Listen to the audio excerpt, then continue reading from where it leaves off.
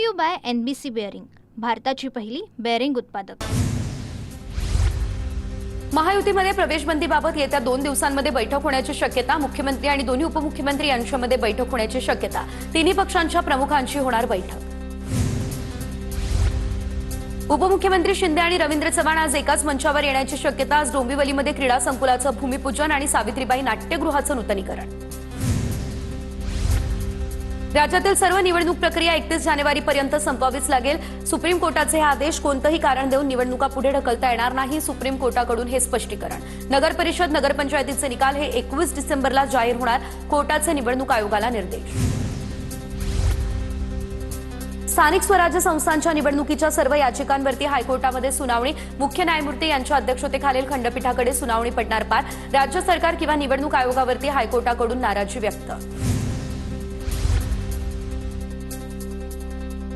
स्थानिक स्वराज्य संस्थांच्या निवडणुका झाल्यानंतर राज्यातील सहकारी संस्थांच्या निवडणुका होणार।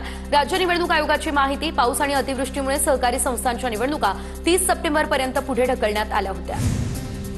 सी वोटर्सच्या सर्व्हेनुसार सरकारचं रिपोर्ट कार्ड समोर। विश्वासार्ह नेता म्हणून 35.7% जनतेची उपमुख्यमंत्री देवेंद्र फडणवीस यांना पसंती। 17.8% जनतेचा कौल शिंदेंच्या बाजूने। सी वोटर्सच्या सर्व्हेनुसार महाराष्ट्राच्या इतिहासात भाजपची ऐतिहासिक कामगिरी। भाजपला सर्वाधिक 35% जनतेचा कौल। आपल्या खासदाराच्या कामगिरीवर 39% खुश। मुंबईमधील मेट्रो नेटवर्क, कोस्टल रोड प्रकल्पांवर सरासरी 35% लोकांची पसंती। मुंबईमधील भविष्यातील गरजांसोबत प्रकल्प सुसंगत असल्याचं लोकांचं मत। सी वोटर्सचा हा सर्व्हे समोर। मिलिंद नार्वेकर यांच्याकडून मुख्यमंत्री फडणवीस यांचं अभिनंदन। महायुतीच्या वर्षपूर्तीनंतर आता नार्वेकरांकडून फडणवीसांचं अभिनंदन। फडणवीसांनी तिसऱ्यांदा राज्याच्या मुख्यमंत्री पदाची शपथ घेतली आणि इतिहास घडवला। विरोधकांना चितपट करून आभार दाखवलं। चित्रा वाघ यांच्याकडून फडणवीसांचं कौतुक। मुंबईमधील दादरमधील चैत्यभूमीवरती भीम अनुयायांची मोठी गर्दी। डॉक्टर बाबासाहेब आंबेडकर यांना अभिवादन करण्यासाठी भीम अनुयायी दादरमध्ये एकवटले। छत्रपती शिवाजी महाराज पार्कमध्ये महापरिनिर्वाण दिनानिमित्त विविध कार्यक्रमांचं आयोजन।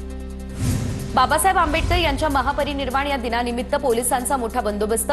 ईस्टर्न एक्सप्रेस हायवेवरती पोलिसांकडून वाहनांची तपासणी। प्रत्येक ऑटो रिक्षाचीही केली जाते तपासणी। महापरिनिर्वाण दिनानिमित्त चैत्यभूमीवरती राज्यपाल आणि मुख्यमंत्री उपमुख्यमंत्र्यांकडून बाबासाहेबांना अभिवादन। वंचितचे नेते आणि बाबासाहेबांचे नातू प्रकाश आंबेडकरांचीही उपस्थिती। पुढच्या महापरिनिर्वाण दिनाच्या आधी बाबासाहेबांचं स्मारक तयार करू, मुख्यमंत्री फडणवीस यांची ग्वाही। भारताचं संविधान महत्त्वाचं, संविधान प्रत्येकाचं कल्याण करू शकतं। भारतातील संविधान हे जगातलं सर्वोत्तम संविधान, फडणवीसांची प्रतिक्रिया। उपमुख्यमंत्री शिंदेंकडून इंदू मिलची पाहणी। बाबासाहेबांच्या स्मारकासाठी निधी कमी पडला तर सरकारचा उपयोग काय, एकनाथ शिंदे यांची प्रतिक्रिया।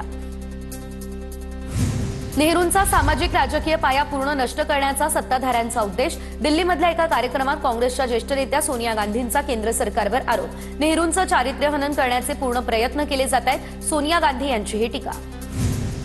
नाशिकमधल्या तपोवनातील वृक्षतोडी विरोधात आज मनसेचं आंदोलन। शालिनी ठाकरे, सायली संजीव आणि अमेय खोपकर यांच्या नेतृत्वात आंदोलन होणार। तपोवनातील 1800 झाडं तोडण्याचा सरकारचा घाट। कुंभमेळ्यासाठी नाशिक आणि त्र्यंबकेश्वरमध्ये जागा भाड्यानं घेणार। साधू महंतांच्या वास्तव्यासाठी साधूग्रामची जागा भाडेतत्वावर घेण्याचा निश्चित। दर अंतिम केल्यानंतर जागा मालकांसोबत भाडेपट्टी करारनामा केला जाणार। तपोवनातील झाडं तोडून होणाऱ्या प्रदर्शन केंद्रांच्या निविदा प्रक्रियेला अखेर स्थगिती। मंत्री गिरीश महाजन यांची माहिती। वृक्षतोड करून तपोवनातील जागेवर भव्य डोम उभारला जाणार होता। डोम पुढील 32 वर्षांसाठी प्रदर्शन केंद्र म्हणून वापरला जाणार होता। नाशिकच्या तपोवनातील वृक्षतोडीला दिग्दर्शक महेश मांजरेकर यांचा विरोध। तुम्ही वेगळा मार्ग निवडा पण झाडं तोडू नका, महेश मांजरेकर यांची राज्य सरकारकडे मागणी। शिंदेसेना आणि काँग्रेसची युती, काँग्रेस पदाधिकाऱ्यांचं निलंबन पत्र बनावट। युवक काँग्रेसचे अध्यक्ष शिवाजीराव मोरे यांची पत्राद्वारे माहिती। बनावट पत्र प्रकरणी चौकशी समिती नेमली। धाराशिव नगरपालिकेमध्ये शिंदेसेनेबरोबर काँग्रेसने केलेली युती। ठाण्यातील मतदार यादीमध्ये 83,644 संभाव्य दुबार नावं। प्रत्येक प्रभागामध्ये 200 ते 300 नावं दुबार असल्याचं यादीवरून स्पष्ट। 250हून अधिक हरकती सूचना निवडणूक विभागाला प्राप्त। लातूरमध्ये औसामध्ये स्ट्रॉंग रूम बाहेर पोलिसांचा बंदोबस्त तैनात। पोलिसांसोबत राज्य राखीव दलाची तुकडी देखील स्ट्रॉंग रूम बाहेर करण्यात आली तैनात। परळी नगर परिषदेसमोर राडा घालणाऱ्या शरद पवार यांच्या राष्ट्रवादीच्या पदाधिकाऱ्यांना पडलं महागात। दीपक देशमुख, आबासाहेब देशमुख, वैजनाथ कळसकर यांच्यासह 15 ते 20 जणांवरती गुन्हा दाखल। स्ट्रॉंग रूमच्या कारणावरून झालेला वाद। नृत्यांगना दीपाली पाटील आत्महत्या प्रकरणी एकाला अटक. काल रात्री जामखेड पोलिसांनी संदीप गायकवाडला केलेली अटक. संदीप गायकवाडने लग्नाचा तगादा लावत मुलीला आत्महत्येस प्रवृत्त केल्याचा दीपालीच्या आईचा आरोप. मागील 4 दिवसांमध्ये पुण्यातून इंडिगोची 42 विमान उड्डाणं रद्द. पुण्याहून दिल्लीला जाण्यासाठी 10,000चं तिकीट 20,000 रुपयांवर गेलं. तर कंपन्यांनी तिकिटांच्या दरामध्ये अचानक वाढ केली. इंडिगोचं विमान ठप्प झाल्यानं इतर विमान कंपन्यांच्या तिकिटाचे दर गगनाला भिडले. नागपूर मुंबई आणि त्याशिवायच नागपूर दिल्ली जाण्यासाठी 25,000 ते 40,000 रुपयांपर्यंत दर आकारले जात आहेत. इंडिगोची अनेक विमानं रद्द झाली, त्यामुळे प्रवाशांची गैरसोय. गोंदियामधील बिरसी विमानतळावरून इंडिगोची उड्डाणं रद्द. इंडिगोने प्रवाशांच्या तिकिटाचे पैसे परत केले. 9 डिसेंबरनंतर सेवा पूर्ववत होणार असल्याची मिळाली माहिती. तोतया आयएएस अधिकारी कल्पना भागवतचे पोलीस कोठडीमधील 13 दिवस पूर्ण. कल्पना भागवतला आज कोर्टामध्ये हजर केलं जाणार. फसवल्या गेलेल्यांना पोलीस साक्षीदार करण्याची शक्यता.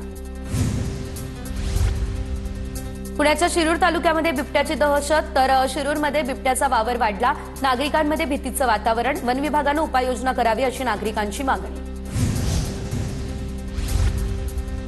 बीड जिल्हा परिषदेकडून 14 शिक्षकांचं निलंबन. UDID प्रमाणपत्र सादर न केल्यानं शिक्षकांवर निलंबनाची कारवाई. दिव्यांग कल्याण विभागाकडून प्रमाणपत्र पडताळणीचे आदेश. Brought to you by NBC bearing, भारताची पहिली बेअरिंग उत्पादक.